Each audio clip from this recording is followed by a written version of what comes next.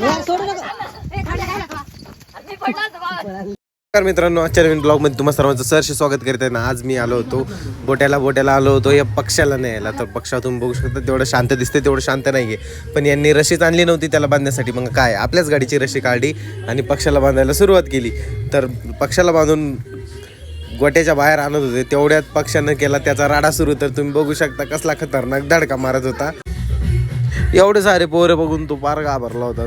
त्याचा राडा सुरूच होता, तरी पण त्याला बरोबर पोरांनी धरला आणि गाडी टाकण्याचा प्रयत्न करत होते. तरी गाडीतून गडी बाहेर येत होता. तो लय डेंजर खतरनाक गडी होता. तरी कसा बसा गाडी टाकला त्याला आणि आम्ही निघालो गोट्याकडं अक्षय भाऊंच्या.